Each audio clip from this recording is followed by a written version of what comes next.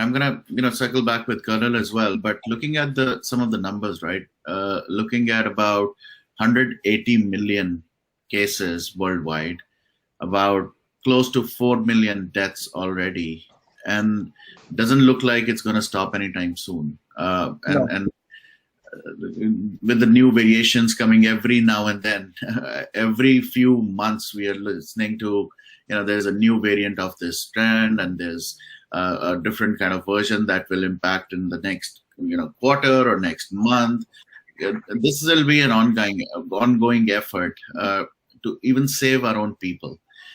So with that, Colonel, I mean, from your perspective as well, the way you've already, like we've talked about this in the previous sessions as well, but from your perspective, how do you see this going forward? And to what Savio's mentioned, right? China definitely is our enemy, no doubt about it. And they've been planning it not 1 year, 2 years ago. They've been planning it for many, many years.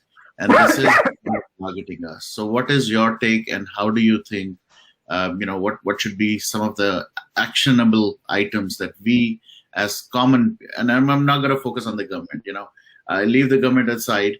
As common man, what are my options that you would like to do? Right. So I'll just pitch in with a few fill in the blanks there first. Sure. So if you see China, and let me get you from the stratosphere downwards, the Chinese always had a expansionist kind of a attitude and a behavior pattern for many decades now. So it's not new. It's a stated policy. Their stated ambitions in the economic realm and the military realm is there in the white papers of the Chinese from the last decade of the last millennium, and has only grown stronger from 2008 onwards. And that is when you see that the timing of everything, and I am 100% sure of what Savio said, because one has read their books and what the studies are, it is very clear that they will not invest in any conventional warfare with the enemy, at least in the first few decades of even this particular century. And the reason is that they actually wanted to expand economically to be able to first hit US with the economic might, and then build up military might only to target if US was the only superpower left that time. That was the initial ambition. What happened to Russia in between is something which has happened. When you see China now, and if you see what are the options they have, the options can hinge on anything. But certainly it's not the military option, because military option, sitting on the UN Secretary seat as a permanent member, taking that option unilaterally, is got to create a lot of vibes which are antagonistic to your own ambitions in the future. Insofar as their options were concerned, and why are they actually chary of if you see the entire spectrum of last about 11, 12 months, more importantly, everything associated with Chinese interests, whether investments, whether the future, whether the Belt Road Initiative, everybody is generally safe. They had cases, but they didn't have so many casualties. So numbers could figure from 4K to 32K to maximum maybe Tanzania can soar to about 80, 90K. That's the level they're going. Who has been hit actually in this pandemic? One is the US, UK, France, Italy, India. Which are these countries? These are the countries which potentially control the world from World War II onwards on the terms of the Western, thoughts and philosophy. And then which is the part India is playing there? India is playing a part of a global power in terms of its intent, the geopolitics of it, and also the economic might. So with us, China is not forcing India to grow into a military might to be able to challenge it in the next many decades from now, even. Nor was it on that path when it perceived India 30 years ago. It was more from the path that India is a country which will be a regional economic challenge to start with, and a global player at that, because the second biggest population, with their one child policy soon to overtake, all these hypotheses are mathematical in nature, and China has been aware of this. So we are an economic challenge, a market. And what has happened with this current government when it has come? I will not go into that joke of a thing about the previous regime when a person signed a MOU with the Chinese for some other day probably. But what has happened in this particular government? This particular government has taken economic reforms within the country. The amount of investment the government has done at the lower stratum of our economy, which is the poor people, the farmers and other likes, is something which China has not matched. China may be a communist socialist state, but it's not been able to give so much to the people below. So the government has strengthened its stand internally first. What has the government done thereafter? The government has done that all the nuisance values on our western borders and beyond, it has been able to curb the financing and everything else. So what has happened? Once those coffers have dried, say for Pakistan, China has had to step up to pay a brotherly role or a sisterly role, whichever role they are playing there.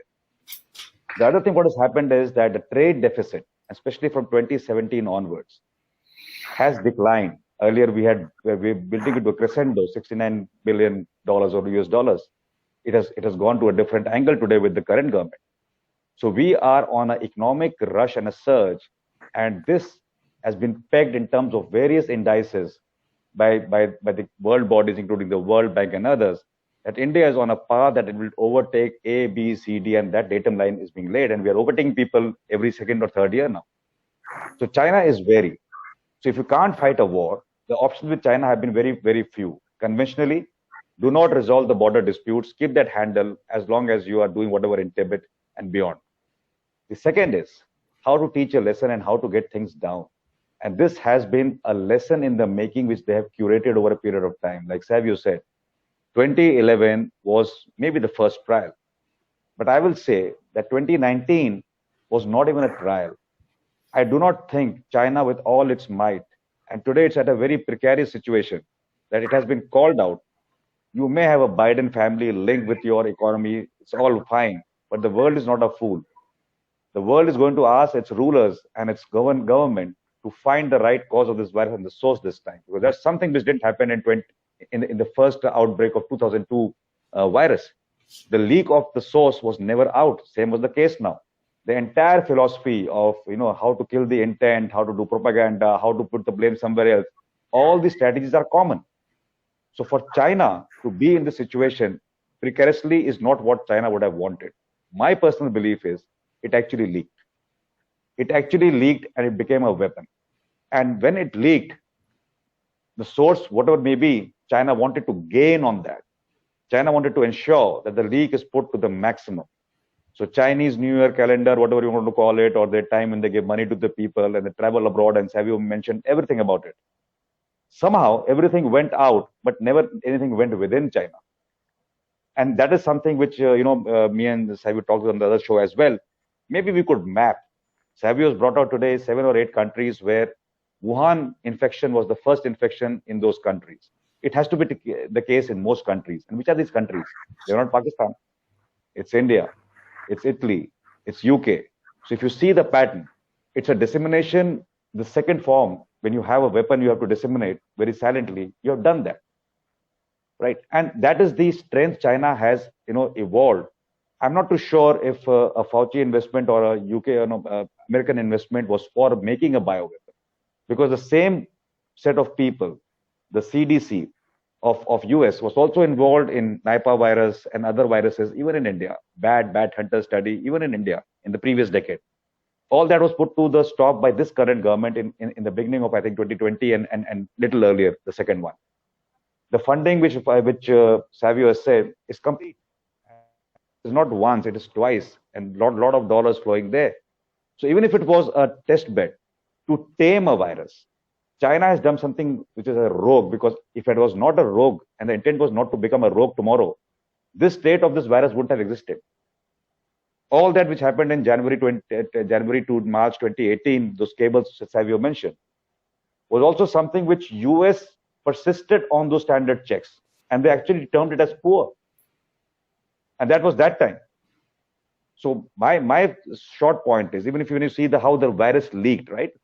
That spies, that biowarfare spy, Zhejiang something, Winnipeg lab, they took that vial from there, right? The vial traveled with the most virulent virus made on earth, H5N1, by the Dutch virologist, Fauci, his foundation, Vienna Functions, sent it to this lab, and from this lab stolen.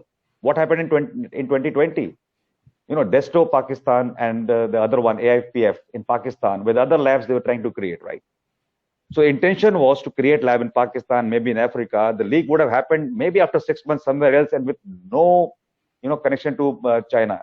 absolute plausible deniability. That's the function in biological warfare you have to retain. Unfortunately, and good for everybody else, the cat is out of the bag to a degree that you can't put it, into any hide right now. What happened in 2020 thereafter? That General Dr. Lee, she and her team were the first to be inoculated, and that is something which is also on social media of that inoculation being taken. What happened later that year? Later that year, the PLA was trying to show teeth to the Indian Army on the LAC and trying to be a little more, viral along in the South China Sea.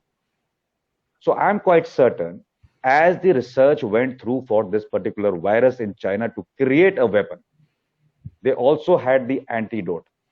Covidentia made in China and taken by these PLA troops was nothing which was short of angle very surely.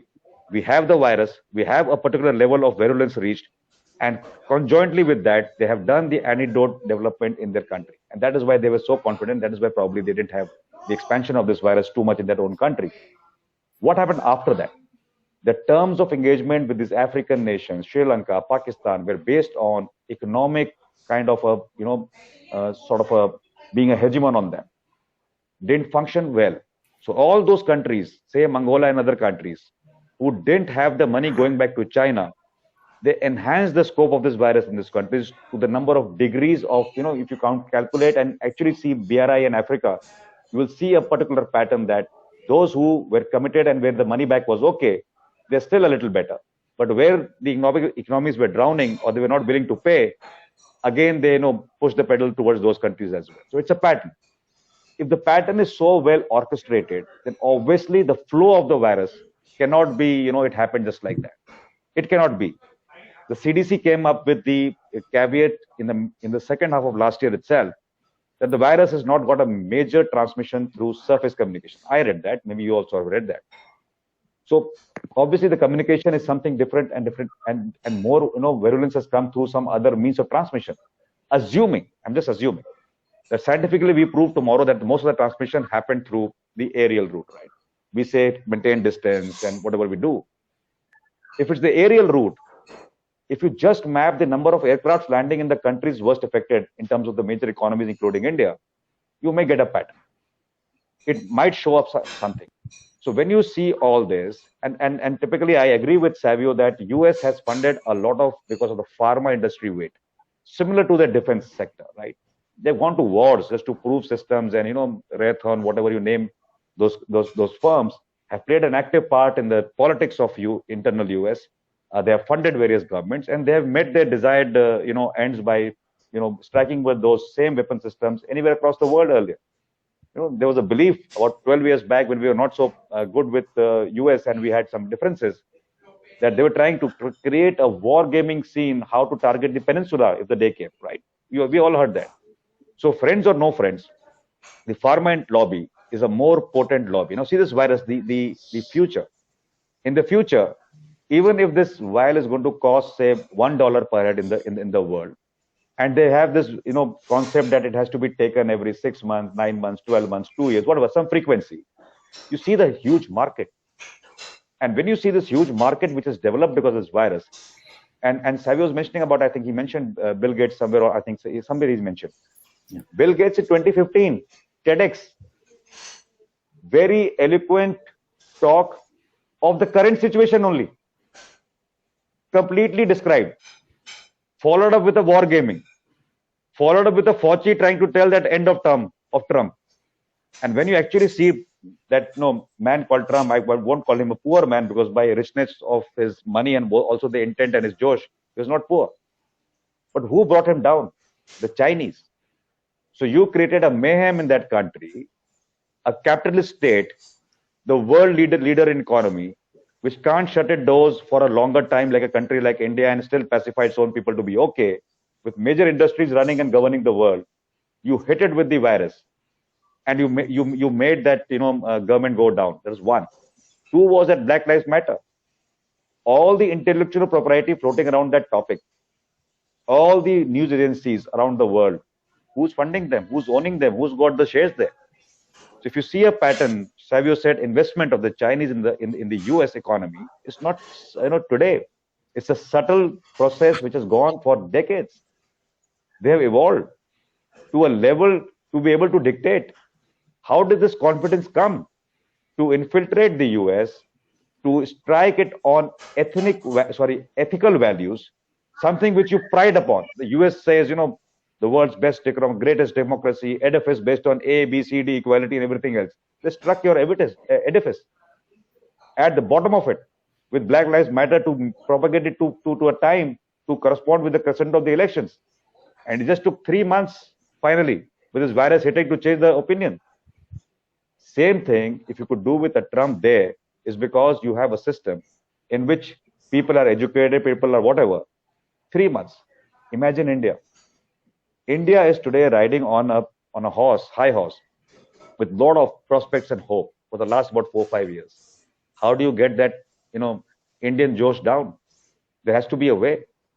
So it was a cumulative effort to put the virus in. And how the hell were they actually ready with millions of PPE kits? When the virus hit the world, they were the first to raise the hand and say, here, everybody was trying to send aircrafts worth of cargo from China outwards. How did you manufacture so much and why did you do it? You had all the indices which were proper in the world, WTO, environment, everything, you are good. Then why suddenly this PPE was being built up as an export item? So they not only put this virus on us, they also were very economically wise to create the demand for what was going to follow. How do I not know the masks which came from them were also infected with something else? Right? And for surety, if you go to my tweets, March of that year, I actually termed it the biological warfare that time, very straight up. If you see my tweets, I requested even the aviation minister to have a look at the inflow of aircrafts. I had a suspicion it's not about the surface, it's about the air. It's not a medical knowledge I have. It's a common sense knowledge, right? So when you see all this and when you see how it's being done, and now you see the second wave, yes, we can all say we were a little complacent, right? We went into the New Year's mode and everybody emerged as if the year has changed and everything has changed. Fine, give it to a side. What happened in the 3 months? In the 3 months, the travel component worldwide was the highest. We started accepting cargo and people from China. We had business meetings from the Chinese coming in, right? So when you had this 3 months, and these are the exact 3 months when you were trying to beat China economically, and China was feeling the heat, till such time, India said for this particular major tender, you won't be even a bidder globally. China went crying to the market to say, oh, it's not correct. And I think China got a very good signal. The movement in the country for the second half of last year, which said boycott Chinese goods. It was an individual choice. Now you imagine going into the future. If say 40 crore people buy 10 rupees worth of Chinese goods on average per month, and if we were to stop buying it, I'm quite sure whether it's Modi, whether it's Rahul Gandhi, whether it's Adani, Ambani, anybody or any importer of the highest degree or the lowest degree with all connects in China, will he get that product to India to sell? He can't. It won't sell. So China saw a clear message. China saw a message, including in our media. China sent something, Savi would remember from being a journalist, that they sent a diktat that on the Taiwan day of recognition, you will not celebrate, you will not broadcast, you will not do that. See the hegemon. How is it building up? And they thought just because you have a trade relationship, India is dependent on you on XYZ, you will do that. You're mistaken. Because the world has gone ahead and created a new market, a new concept. The Westerns call it China plus one. India might say no more. Japan has said no more. So it is something to do with the economic might of China, which has been halted in its tracks, and how to go forward. The war is not with China today. I talk about military capabilities. Yes, 100%. A country like India must invest in R&D. We are preparing a cyber command. It may take a few years because it's a very nascent stage. A space command will take a little more time. But this NBC part, the center part in that, the B part, the biological part is something which India must do. India must do, because if you cannot do it, you are at the mercy of only getting and being at the receiving end in the future as well. Why you want to be like that? We're not a small nation. We don't have no dearth of research. If we were a pharma giant now and we're still running as a pharma giant in the world, I'm quite sure we can do much more in the biological realm. So maybe, not a right thing to say on an open forum, but I am very clear. You have to match and outshine the enemy's arsenal as you go ahead. You can't say I will buy aircrafts, have all that capability, conventional. If you keep thinking like that, that is only a deterrence when the day comes, if it comes. You don't have to match eye to eye in that fear. If you have a comparative ratio, even if you're lower, you will fight much better because of your tactics and your operational acumen. But if you are going to be on your knees the next time because somebody can inflict this biological, warfare on you, then you are not worth your salt. The second part, what is the hegemon riding on for the last 3 decades by fooling the WTO, by hiding on the climate change norms, by calling it a developing nation itself when it wants to grow, but if the guy is doing everything else, the economic power, you have to very in a subtle manner strike at that point of China. Be it an individual, the nation can't talk like you said and Savio said. Our governments can't talk in that open fashion. The legality part, Savio and his team probably will take ahead to a logical conclusion. Every one of us should participate in that, contribute if possible. But to get the economic giant down, what is it? The first thing is no manufacturing sector there, no service sector there.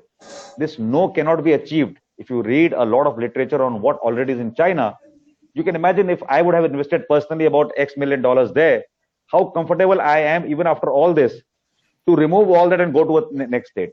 But how to counter the forced labor part in China, the human right issue, the rising cost of labor in China, which used to be a USP earlier. These are the certain fabrics which you need to take out. And if the government has to play a good role, the ease of doing business and how to attract the FDI from those specific sectors of manufacturing and services which are currently floating in China is something which each government, at least in Southeast Asia, must aim at. Because then shifting those to the market where the labor is cheap is much better. So economically, you have to look at China from that point of view to crumble that. Militarily, when Galwan happened, and you all will remember that, nobody was static with China in terms of the countries affected by the Chinese virus, so to say. France raised its hand, and Macron said that we are with you in case of an eventuality. Words to that effect. Now, for a French president, being part of the UNSC, being part of an alliance which is a military alliance, to say that is a huge thing. You and me may argue. We may say, okay, he did that because India is a market to buy Rafale. So be it. If that is the power of India, that you make the world powers aligned to your thought process, that is an achievement. It was never there for a longest time. We used to import things and be grateful to somebody who was giving it to you. Today we are saying, we are the market.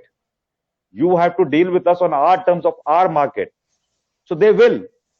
So whether it's a weapon system, whether it's a toy making company, everybody is looking and eyeing India as a very big market, a democratic market where choices are there. In China, the CCP can get away by making a diktat on a product. In India, you can't do it. So that is the vibrance which we should use. Next thing is the opinion shaping, something which we have been absolutely lacking in the last millennium. Whatever we have done quietly or whatever is not known to the public is fine, but even that is not enough. It is only now that the awareness of the citizen has improved in our country. It is only now that the journalists of the stature of Savio are today, talking, like Arnab, the way that they conduct themselves, the way they gather the information and evidences is something investigative in nature, which was never done earlier. And even if they investigated, they sold the investigation for money in lieu. They never called it out, right? So there's a difference right now. So there's a huge sense of awareness building up in this country. Why are we on this show? We have the show to make awareness, enhancement there on that side. So when you see opinion shaping, China controls lots of voices and publications.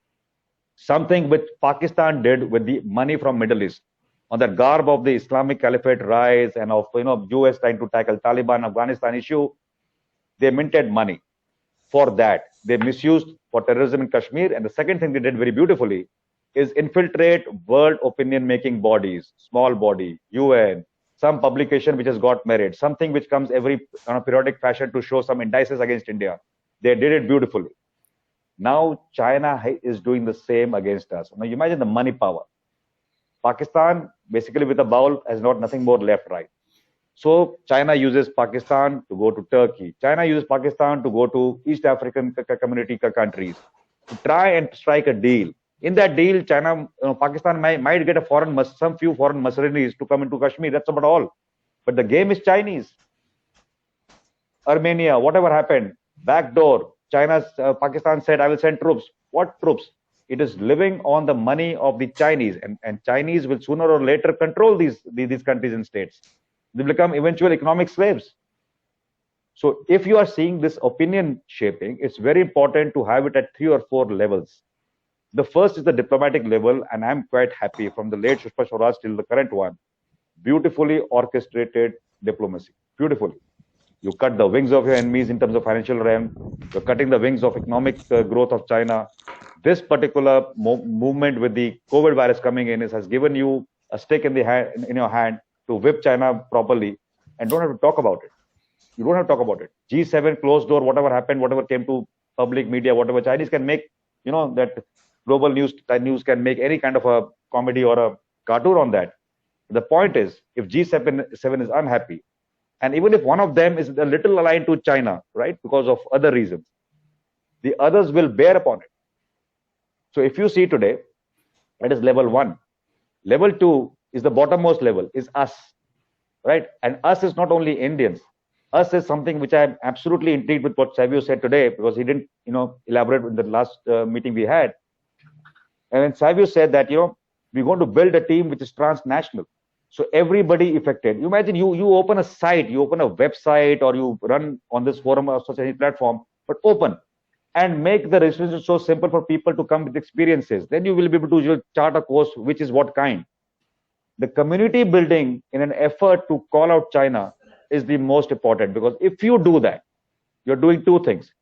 Firstly, you're going to question China for the longest time. Something like, Varun, we were talking that day about the SSR case, right? Yeah. People like you, people like Arnab, Republic TV, kept it alive. And this is a single memory, a biggest societal awareness campaign running for nearly a year plus. Similarly, the situation has to be kept alive. It was inconclusive investigation earlier. 18 researchers again got up.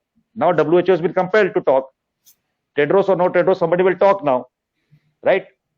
So when you see all this, you will realize that in this entire gamut of what is occurring right now, it is important to build this community. And the second fillip which the community will give to the world tomorrow is that Savio will start as a single person. He will get Amit there. He will get 15 of us there. He will get millions there. And maybe the challenge will be when he goes to Hague that he has got petition of say 1 million, hypothetically.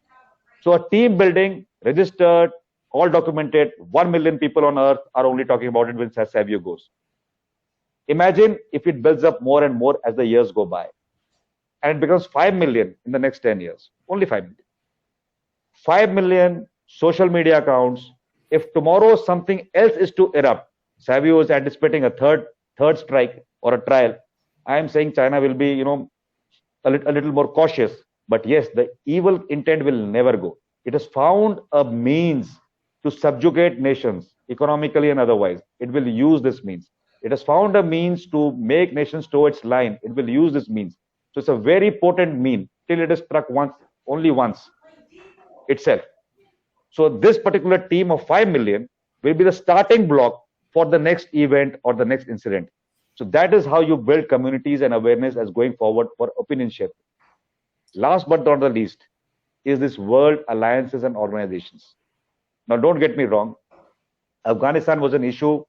Russia had to vacate for US interest to prevail for the longest time, right? US has to vacate for whatever its own interest.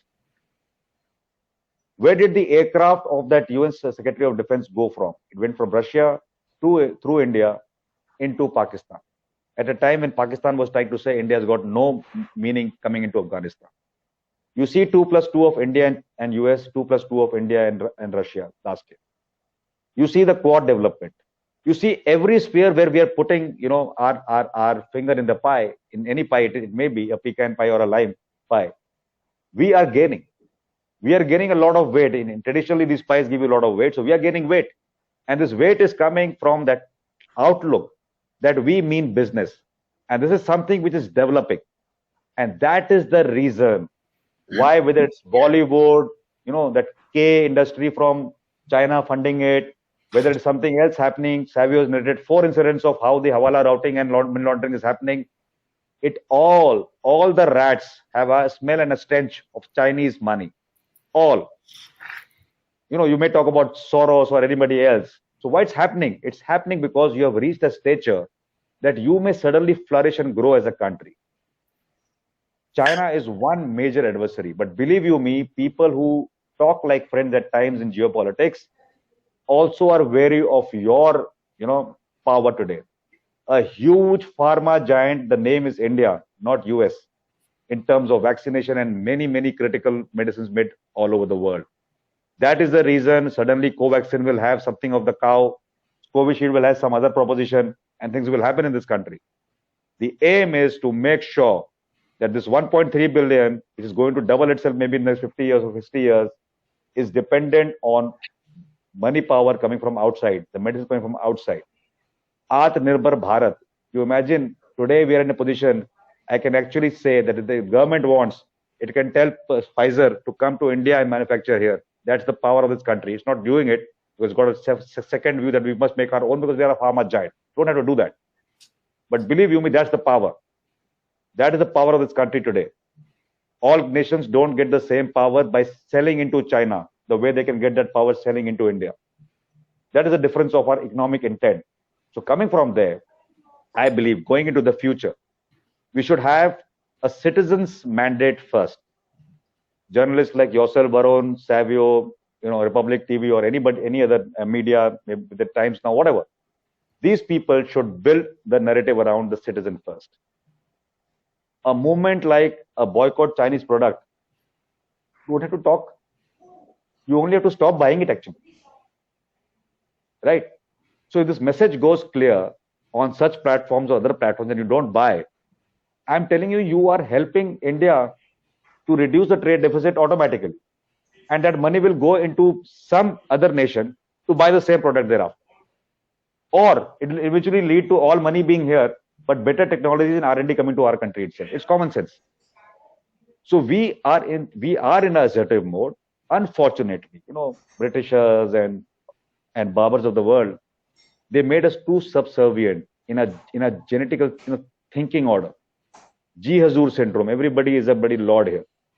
And that is a bane because we not only folded our hands to our masters also were in the same culture. So they saw everybody else from outside as masters.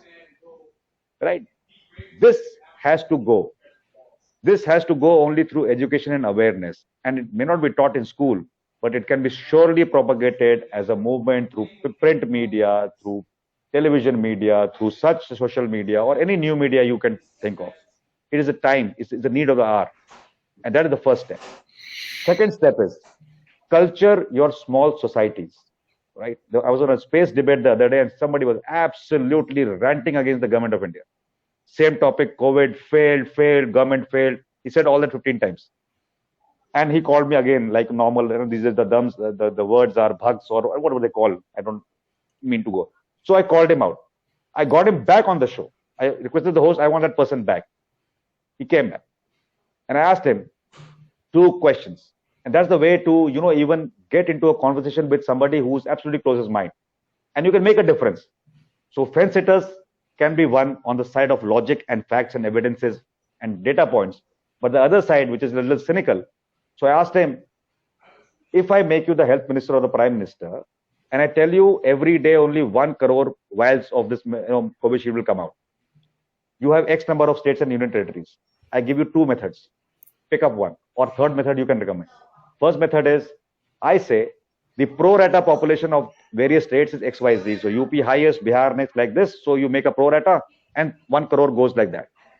Second is, I map the suffering today and I say Maharashtra, this particular district or taluka, maximum affected. That one in Pondicherry probably, whatever, just the name. And I give it that way.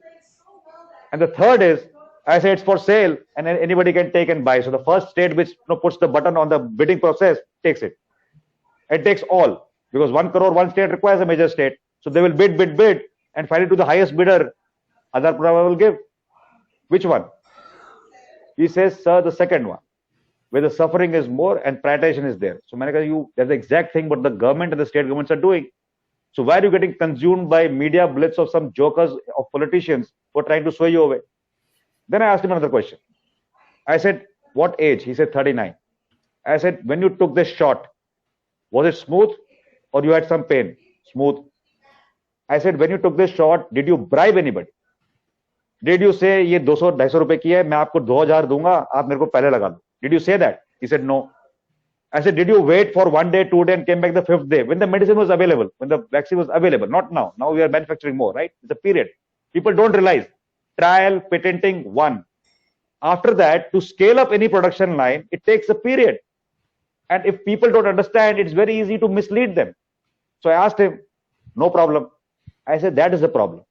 The systems are fair, the systems are robust, the systems are good. But tomorrow you and me are standing in line and I'm the joker and I say 5,000 rupees. Who is getting corruption into the system for this medication? Me. It's not the government of India. So the person understood. So it's very important that in debates, even if you today have somebody who is, pro-China and wants to have noodles in the evening, please get him on. It's better to kill narratives with logic and rationale while you can talk. And the second aspect going ahead in this, a particular thing is that you have to, what can I say, be a global messenger, right? Today, say a power of Twitter, although we may hate Twitter to whatever degree, but today it's a leading platform. On that particular platform, I can pick up key health people and specialists and experts in that domain by researching them on Google, on Google Chrome or whatever platform you use, and then finding their handles, making my comment, putting my writings, putting a photo, whatever I want to do, or make a video. I can make it reach. Probability of them seeing maybe 0.1, whatever is a different issue, but others will see. So this visibility and play by the rules. I keep saying that. I told the other day also. Play by the rules. Policy is there, nothing abusive, nothing like that, nothing racial, nothing. Don't talk. Facts. When you say the virus allegedly had its origin in China, Twitter and Facebook can't take you off. But when you say the Chinese virus, Facebook will take you off because of Zuckerberg's family relations. Right? So we have to be very clear what you are doing.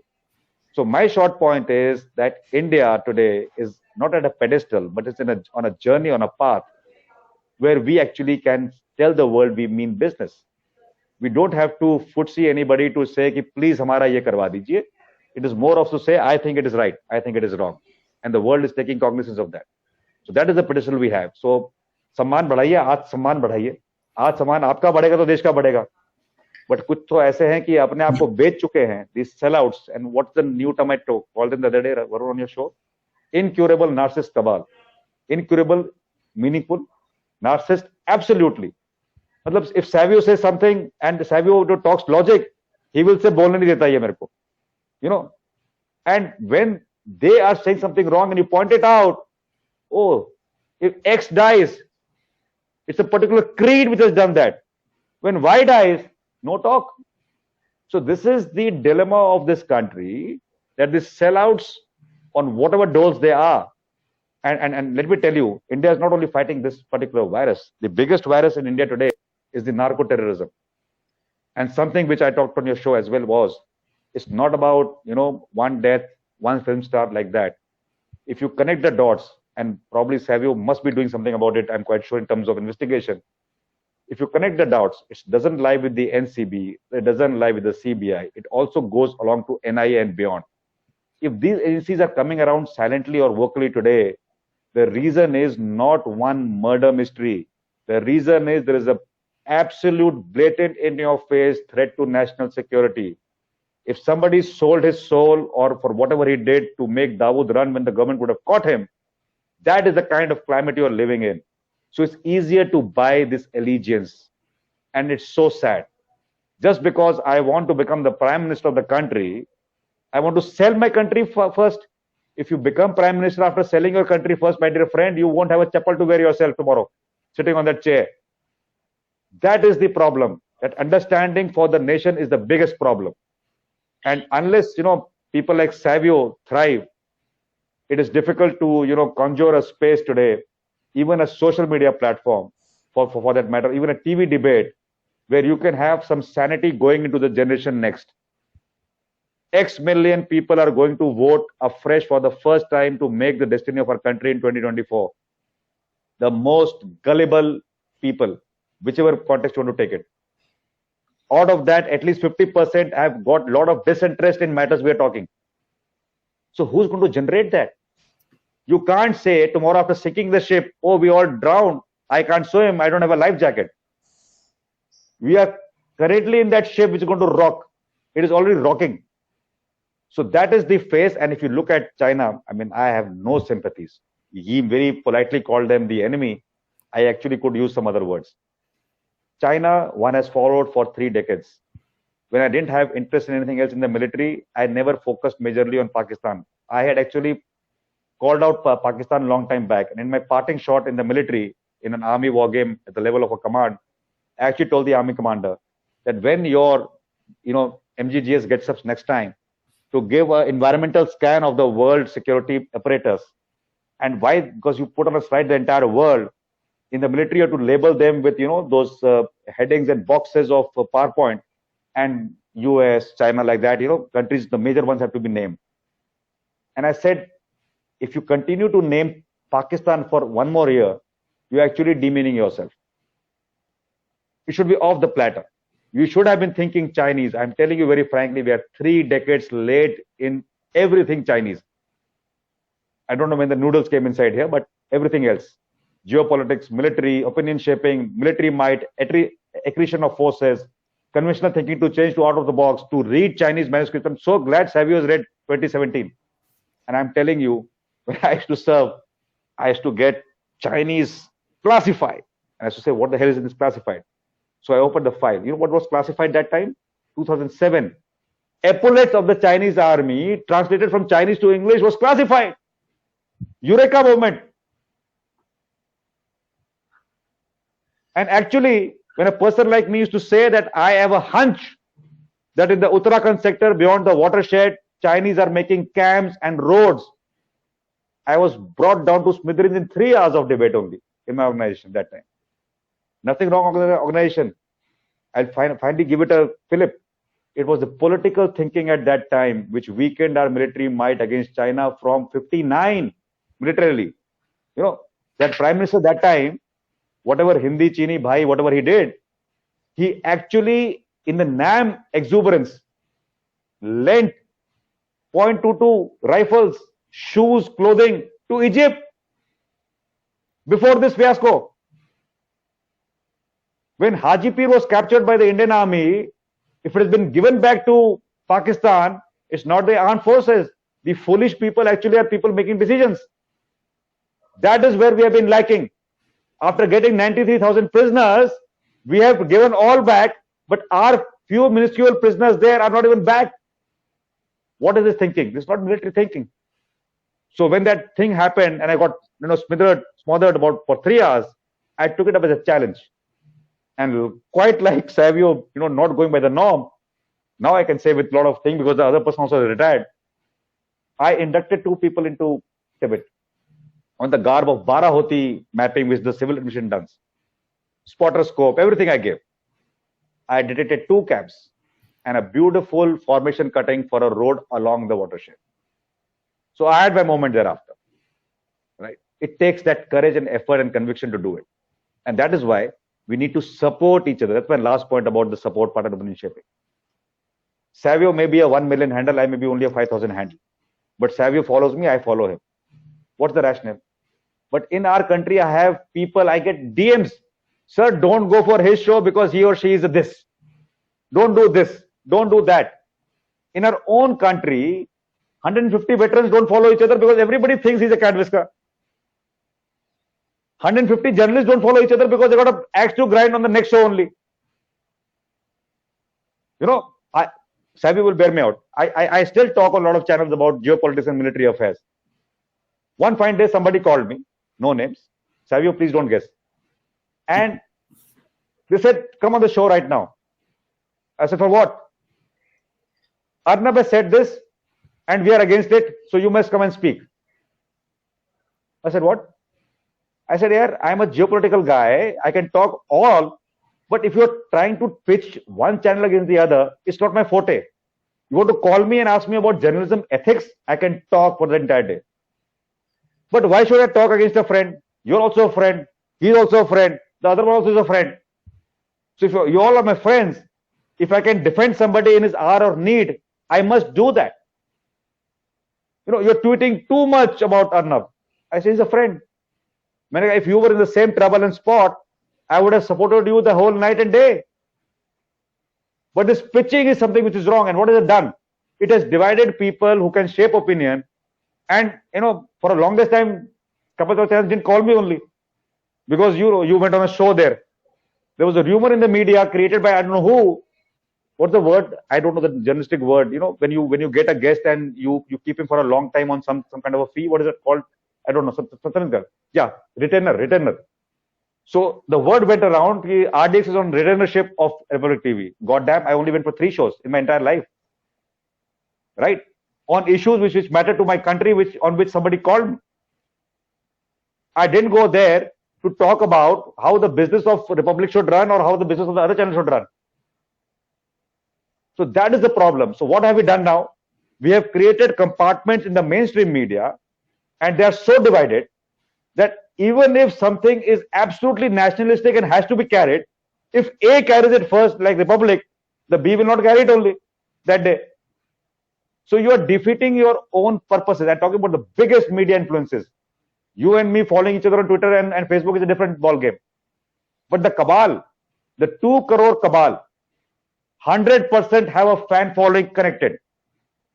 Team Ban, team this, team, some alter news, everything is there. They're all connected. Politically, money-wise, media-wise, mouth-wise, celebrity-wise, all-wise. Everybody is absolutely wise and we are only otherwise. So the cabal is wise. And we who has to defend our own nation and our national interest don't even know who is the other side. This is the problem. So that is a short point and probably I don't know what level we have reached and how much time Savio has. So let's go back to Savio and let's get Savio and the others also in as well. Savio, I hope we agree on all these major issues collectively. So that's the way forward. And I may be nobody, Savio, in the real world, but always will support. And I'm really glad that you called it a movement or a NGO. Please go ahead. Like the way you created that Twitter handle, nationalist. That's the need of the hour. Must focus to get more on the bandwagon. Follow each other. Colonel Dave, you're absolutely right with what you have been saying.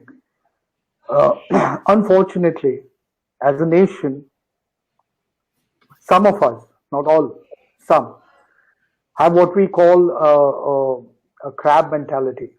And in the media, it's so obvious that the crab mentality exists. I'll give you a simple example. It's got nothing to do with the discussion. Apparently, a media thought that anything that the Catholic Church would do, Savio will stand against it. Okay. So there was an issue in Tamil Nadu where the church had a concern with the election and a particular place during the 2019 election. And then for that, they went to the Madras High Court and to change the date of the counting or the voting, one of the two things. So this young, exuberant lady from a channel called up and said, "Sir, you have to talk against the church. They have filed a case in the Madras High Court." So I said, "Yeah, what's the problem? Is it?" So she said, "No, you have to stand up for it." I said, "Stand up for what?" They filed a case in the Madras High Court. They disagreed with the day of voting being that particular day. Or what is wrong in that? I mean, they do something categorically wrong. "No, sir, but you always stand against the church." I said, "Sorry, who gave you that idea?" And I stand against the church. Yeah. I stand against the actions or the crimes of the church. I don't stand against the faith. So if the church has done something right and think they have a legal responsibility to take that route, then who am I to comment on that? And then the Madras High Court ruled in favor of the church's opinion that they shifted the date a little bit. So the problem, Colonel Dave, I think media has stopped being Media is a business. I've said this before. Media is a business. Journalism is a vocation. So a vocation is when you follow it with utmost truth. Like if you were an army man or you were a doctor and you follow your vocation because you choose to do that, then you are not easily swayed by the idea of the business.